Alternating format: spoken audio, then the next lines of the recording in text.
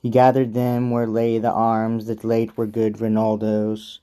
Then with semblance stout and furious words his foreconceived hate in bitter speeches thus he vomits out.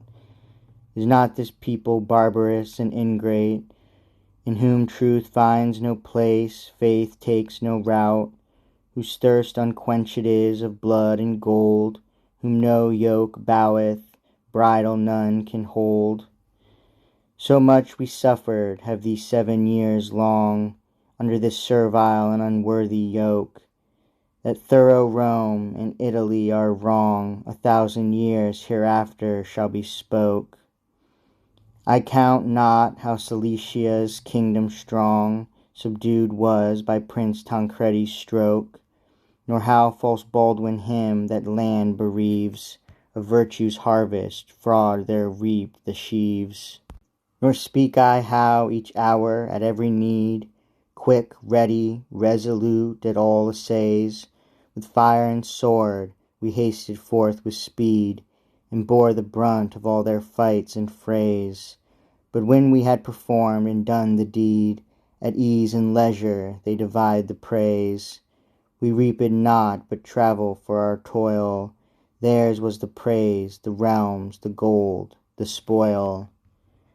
Yet all this season were we willing blind, offended, unrevenged, wrong but unwroken. Light griefs could not provoke our quiet mind.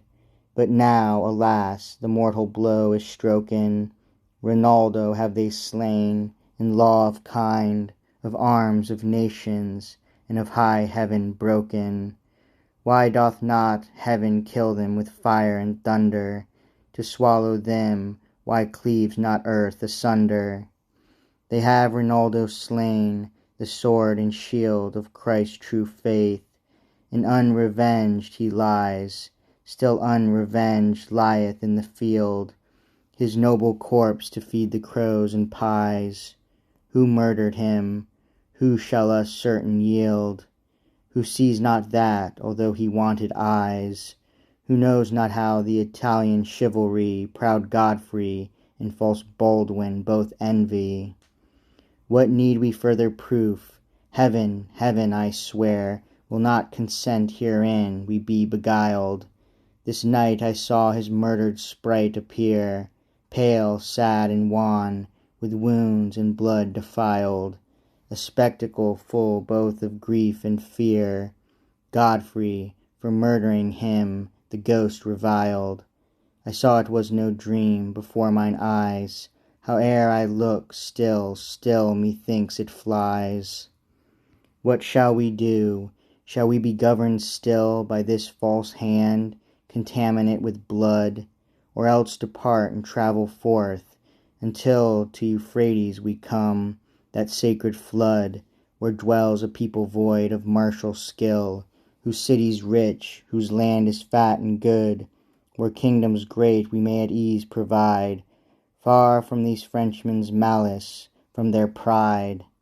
Then let us go, and no revengement take for this brave knight, though it lie in our power.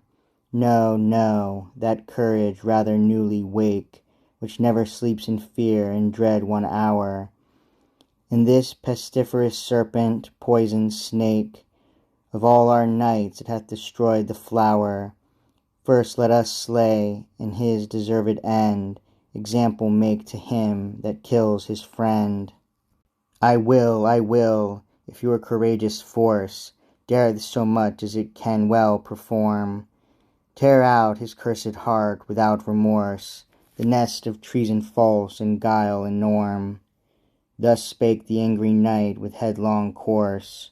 The rest him followed with a furious storm.